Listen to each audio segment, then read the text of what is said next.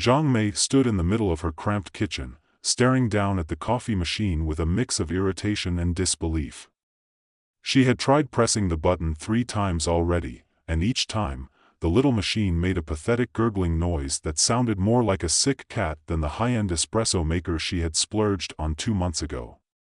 The clock on the wall told her she had exactly 15 minutes before she was late for work, again. "Come on," she muttered under her breath, jabbing at the buttons with more force than necessary.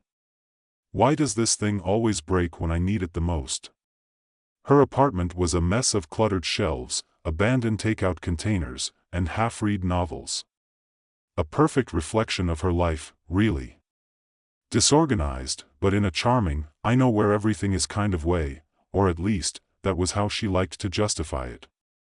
May had never been good with time, but lately, she'd become intimately familiar with losing it. That's when she first noticed something strange. She reached for the espresso machine's handle one more time, then froze, mid-motion. She glanced around, suddenly unsure of whether she'd already tried that before. The faintest flicker of disorientation swept over her. Wait, didn't I just do this? She looked at the clock again, only to find that it had inexplicably jumped forward by 10 minutes. What had she been doing in those missing moments? She couldn't remember a thing. Great. I'm losing time, now, she muttered, rubbing her temples. It wasn't the first time something like this had happened.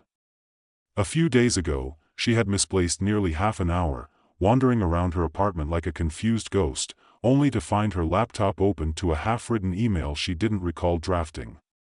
Or the time she'd gotten on the subway, only to realize halfway through the ride that she'd missed her stop and somehow ended up on the other side of town. But this was different. She could feel it in her bones. Something was wrong with time.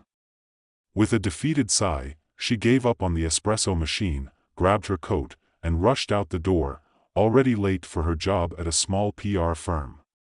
It was a bright, bustling morning in Shanghai, and May wove through the streets, dodging pedestrians and bicycles with the same practiced ease that she used to dodge responsibility. She had 15 minutes to make it to her office, and she wasn't about to let time, however fleeting, become a bigger obstacle. "Morning, May," a voice called out from a nearby street vendor. It was old Wu, who sold dumplings every day at the corner of the street. "Morning, Wu," May called back, smiling. She was so used to the rhythm of the city, to these little interactions, that they felt like a part of the background noise of her life. She didn't stop, she couldn't afford to, but there was a warmth in the gesture. It was comforting, like a breadcrumb trail leading her through her day. As she continued walking, she passed a woman with a child, both laughing at something silly the kid had said. May smiled absently and then froze.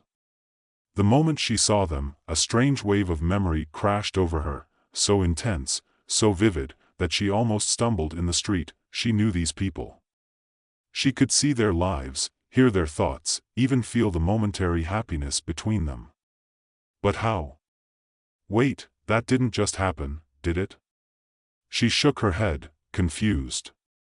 Had she somehow remembered their future, or had their moment briefly crossed into her past? That was impossible. She didn't even know them. But it felt so real. Still shaken, she pushed forward, trying to shake the dizzying sensation. She had a job to do, after all. The last thing she needed was to get caught in some philosophical quandary about time. There was a client meeting waiting for her. Her office was in a nondescript building on the 14th floor of a tall, gray tower. May entered with a sigh, her head still swimming with the strange vision she'd had. A couple of colleagues waved at her as she passed, but May didn't have the energy for small talk. Her brain felt like it was working overtime, trying to piece together the inexplicable moments that kept slipping through her life. Just as she sat down at her desk, her phone buzzed. A message from an unknown number: "We need to talk. You've been noticed." The hairs on the back of May's neck stood up. What the hell? She stared at the message for a few seconds, but before she could respond, a shadow fell across her desk. She looked up to find herself face to face with a tall, sharply dressed man with dark eyes and a quiet air of authority. He looked vaguely familiar, but she couldn't place him. "Excuse me, are you Zhang Mei?" he asked in a voice that was too calm to be casual. "That's me," Mei replied, trying to ignore the sinking feeling in her stomach. "Can I help you?" "My name is Li Jun," the man said, offering a cool, inscrutable smile. "And yes, we need to talk." Over the course of the next half hour, Mei learned that Li Jun was not just some random stranger. He wasn't even here about business. Instead, he revealed something that made her blood run cold. "I'm a timekeeper," he said, his eyes locking onto hers. Mei blinked. "A timekeeper?" "Yes. You've been using an ability. A very rare ability." Mei frowned. "What are you talking about?" June hesitated, as if he wasn't sure how much to reveal, but then continued. "You have the ability to capture lost time. The gaps. The moments that disappear." Now it was Mei's turn to stare at him, speechless. Her mind reeled. It all clicked into place, the strange lapses in time, the memories that weren't hers, the visions that kept invading her consciousness. He leaned in closer, lowering his voice. "You're not the only one with this power, Mei. There's a dangerous group using temporal rifts to steal things from the past. They're called the Chrono Syndicate." Mei's heart pounded in her chest. "What does that have to do with me?" "They know about you. They've been watching you." His voice lowered further. "And they want you on their side." The next few hours passed in a blur. June explained everything to Mei. How the Chrono Syndicate wasn't just a group of petty criminals, but a sophisticated organization that used fractures in time to steal objects, artifacts, jewels, wealth, that didn't belong in the present. "They've been exploiting the fabric of time itself," June said, pacing in front of Mei's desk. "And if they're not stopped, history will unravel. People will lose entire memories, entire eras will be erased. It's not just about wealth. It's about control. The syndicate has been rewriting history to suit their own ends." "Why me?" Mei asked again, her voice shaky. "Why am I involved in this?" "You've already started to notice it, haven't you?" June replied, his tone softer now. "The lapses. The pieces of time that slip away. What you're doing, Mei, you're hunting for those lost pieces." Her heart sank. She had never put it together like that, but now that he said it, it made sense. She was somehow, inexplicably, chasing lost moments in time, filling in the gaps where things had disappeared. "You're a time hunter," June said, his eyes darkening. "And you're the key to stopping them." As the day stretched on, Mei's world turned upside down. Everything she thought she knew about time, reality, and even her own life was suddenly in question. The truth was stranger than she had ever imagined. Her coffee machine broke down, her life continued to spiral out of control, and yet, for the first time, Mei felt a sense of clarity. She wasn't just someone lost in the flow of time anymore. She was going to fight back, but little did she know, the syndicate was already aware of her, and they were preparing to move against her. Zhang Mei sat back in her chair, her hands shaking slightly. Li Jun's words had left an indelible mark on her mind, and the weight of them pressed down on her chest. Time was slipping away. Not just her time, but everyone's. And she, for reasons she still didn't fully understand, was somehow caught in the middle of it. June leaned against the desk now, arms crossed, watching her closely. His calm, almost detached expression made him seem like someone who had seen it all before. That only unsettled Mei more. "Why don't you just stop them?" she asked, trying to push past the shock and confusion, her voice unsteady. "If you know who they are, if they're so dangerous, why haven't you stopped them yourself?" He gave a small, humorless smile. "I've been trying, believe me. But they're always one step ahead. They've been using people like you, people with the ability to track lost time, to stay hidden. To cover their tracks. People like me?" Mei's mind raced. You mean, you knew I had this ability before I did? Yes, June said, his eyes steady, his voice low. You're not the first to discover it, but you might be the only one who can use it to stop them. The syndicate's been exploiting the rifts in time for years, stealing things that were never meant to be touched. Things that shouldn't exist in the present. And they're using me to track down the missing pieces? Exactly. They want you to find the things they've taken, so they can keep them. But they also want to use your power to rewrite history itself. It's not just wealth they're after, it's control. May felt the sudden, strange sensation again, like the world around her was shifting slightly, as if time itself were warping. She rubbed her eyes, trying to focus. Why would they want to rewrite history? What would they gain from that? Power, June said simply. The ability to shape the future by changing the past. Imagine being able to erase the mistakes, take away the losses, and rebuild everything to your advantage. That's what they're after. May felt a chill run through her. She had never given much thought to the past, beyond her own memories. But what if the syndicate could manipulate the timeline on a massive scale? What if they could change things like wars, economic crashes, or even the course of her own life? She clenched her fists, feeling an unfamiliar surge of anger. So, what do I do now? How do I stop them? June studied her for a moment, then took a deep breath. You'll have to track them down. The only way to stop them is to get to the source of the rifts, where they're creating them. If we can destroy their technology, their ability to control time will collapse. But, it won't be easy. They've already seen you. They'll come after you. And they won't stop until they have you, or worse, until they've erased you from time entirely. A chill ran through May. Erased me? From time? Yes, June said. If they managed to manipulate the timeline far enough, they could make it so that you never existed. That you were never born, or that you never discovered your powers. In a world like that, you wouldn't even have a memory of this conversation. You just fade away. May swallowed hard. The idea of being erased from existence was something she hadn't even considered. It was one thing to feel like you were losing time, it was another to think that time itself might turn against you. She took a deep breath, trying to steady herself. All right. So, what's the first step? June glanced at his watch. We have a lead. There's a place, a safe house where they store artifacts they've taken from different timelines. We can't go in blind. We'll need to gather intel first. May nodded, her mind already working through the plan. She wasn't sure she was ready for this. She had never been much of a fighter, never thought of herself as someone who could take on a shadowy organization. But then again, she had never been aware of her own ability to manipulate time either.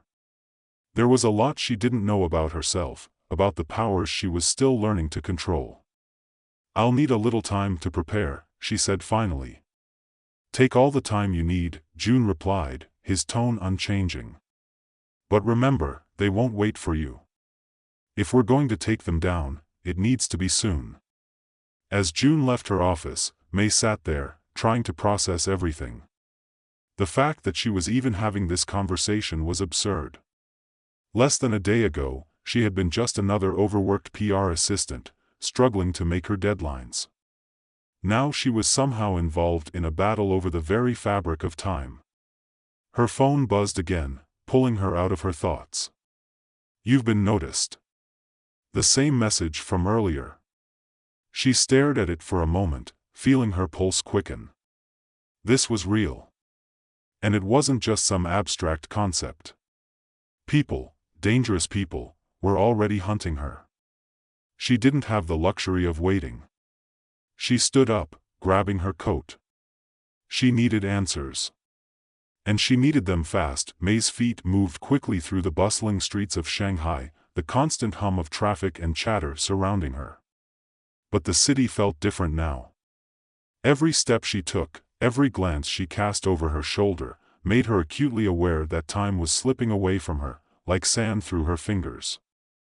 Her ability, whatever it was, might be her only chance to get ahead of the syndicate. She had to learn to control it. And fast. It wasn't long before she found herself standing in front of a nondescript cafe, the kind of place that blended in with the rest of the urban landscape, a quiet corner in a city that never slept.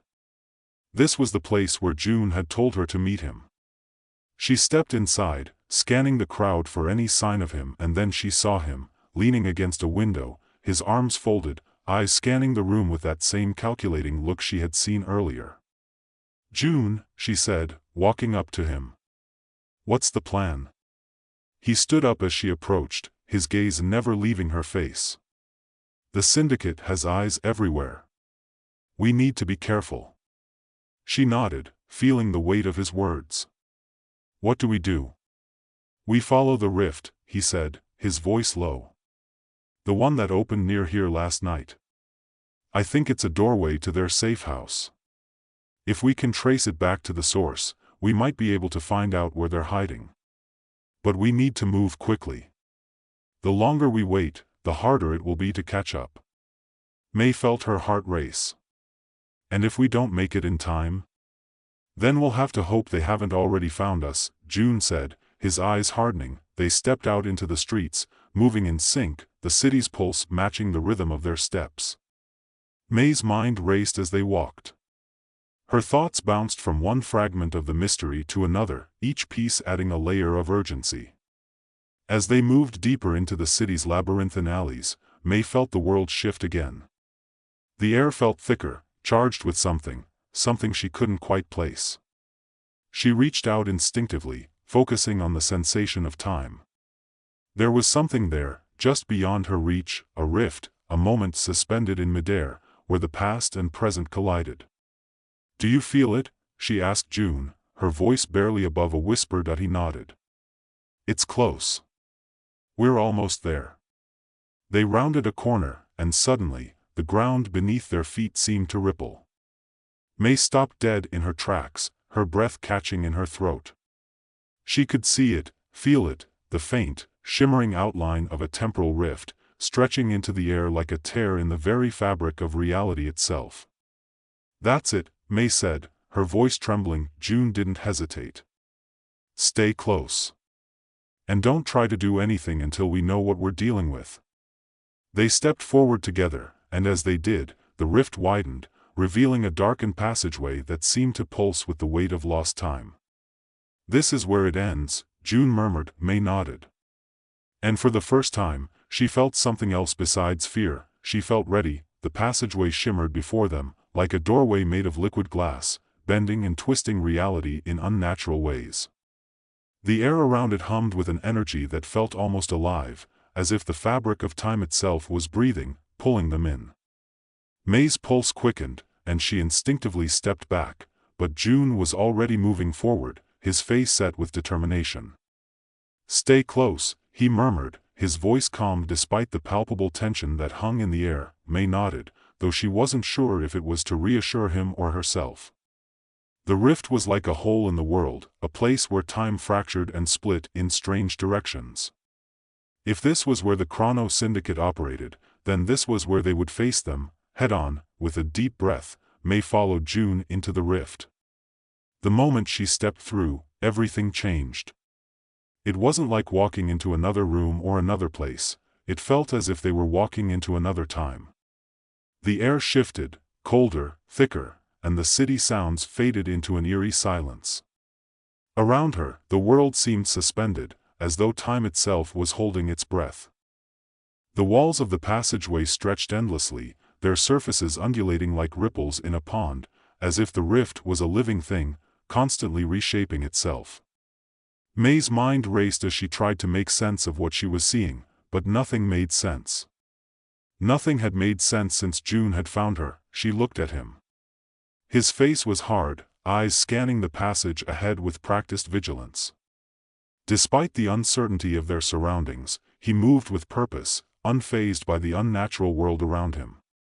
May wasn't sure if that was comforting or terrifying. They walked for what felt like hours, though the air around them seemed to twist time in strange ways. making it hard to judge the passage of any real moments. There was no light source, yet everything seemed lit by a dim, ethereal glow, the walls reflecting it in fractured ways. In the distance, May thought she saw shadows, figures moving. Her heart lurched. "Stay alert," June said, his voice low and tense. "The syndicate has guards here. They won't let us pass without a fight." May tightened her grip on her coat, though she wasn't sure why. She had no weapon, no training, no clue how to fight these people.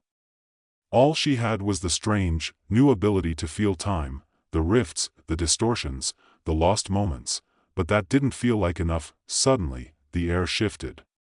May felt it first, a pull, a tug at the edges of her perception, a sensation that her mind couldn't quite understand. She staggered, grabbing the wall to steady herself. "What's happening?" she gasped, looking at June, but he was already moving. His expression was unreadable, but she could see the way his eyes darted around, searching. "It's a trap," he said, his voice tight with urgency. "They've sensed us. They'll be here any second." Before May could respond, she heard the sound of footsteps, slow, deliberate, echoing down the passage toward them. Her heartbeat quickened, and she could feel a panic rising in her chest. There was nowhere to hide, nothing to use as a shield. They were exposed. The shadows grew longer, closer, until she could make out the figures. They appeared out of the darkness, silent but sure, like phantoms emerging from the folds of time itself. Tall, shadowed figures, dressed in black, their faces obscured by masks that glowed faintly with an unsettling blue light. May could feel their presence before they even fully stepped into the light, as if they were ghosts, moments suspended outside of time.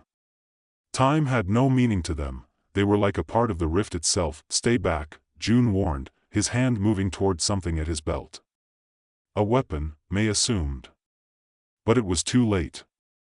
The figures were already advancing, their movements smooth and unnatural. The first one lunged at June, and May instinctively stepped forward, her body reacting before her brain could process what was happening.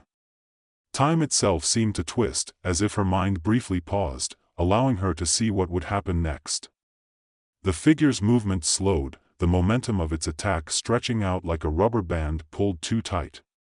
May reached out, not thinking, just acting on instinct, and pushed her hand forward. The air around her rippled, distorting the moment. For a brief second, everything seemed to freeze, the figure's hand hovering just inches from June's throat. May felt the rift in time pulse around her, and with a sharp snap, the attacker was thrown backward, as if an unseen force had slammed into him from all directions. He crashed into the wall with a sickening thud. June spun to face her, his expression one of surprise and recognition. "You did that."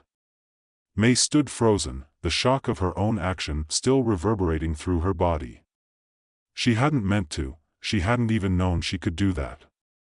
But somehow, in that instant, her connection to the rift had allowed her to bend the moment, to stretch it and manipulate it in ways that felt unnatural. Like she had done it 1,000 times before, but the danger was far from over. As the first attacker crumpled to the ground, another figure moved forward, its body flickering in and out of reality, its movements jagged and disjointed, as if it couldn't decide whether it belonged in this moment or another one. "May, move!" June shouted, pulling her toward the side. Without thinking, May reached out again, but this time, she focused more on the sensation of time itself, the twisting, pulling, stretching of moments, and pushed it away from her, sending the second figure hurtling backward into the corridor. She blinked, disoriented, as the figure crumpled in midair and fell to the floor. Her heart raced in her chest, and her breath came in shallow gasps. She didn't know how she was doing this, or if she even had control over it. But it was working. June didn't wait. He moved in, his steps sure, as the remaining figures hesitated. "We can't stay here," he said, his voice tight with urgency. "We've alerted them. The rest of the syndicate will be on us in seconds." May barely had time to process his words before she felt it, the rift, pulling at her, stronger than ever before. She could feel it like a weight on her chest, a pressure at the edges of her mind, demanding her attention. "Follow me," June said, grabbing her wrist. She could feel the urgency in his grip as he pulled her down the passageway. They ran, the walls shifting around them, the rift opening wider, its tendrils reaching out, trying to devour them, but May wasn't sure if they were running from the syndicate anymore. She could feel the pull of the rift, as if it wanted to consume them both, and she didn't know whether it was guiding them to safety, or leading them into a trap. They turned another corner, and the space in front of them opened into a vast chamber. The walls of the room were covered in shimmering symbols, strange and unfamiliar, each one glowing faintly in the dim light. In the center of the room was a massive, metallic structure, a machine of some kind, its purpose unclear, but its presence unsettling. It was unlike anything May had ever seen before. And standing in front of it was a tall figure, shrouded in darkness. The moment they stepped into the room, the figure turned, its eyes glowing with an unsettling blue light. "I knew you would come," the figure said, its voice smooth and cold. "You've been a problem from the start, Zhang Mei." May's heart skipped a beat. She had no idea who this person was, but it was clear they knew her, and her powers. And from the look on June's face, this wasn't just any member of the syndicate, this was someone far more dangerous. "You're too late," the figure continued, stepping forward. "Time is already ours." May's breath caught in her throat. She wasn't sure what that meant, but she knew one thing for certain: the fight for time had only just begun.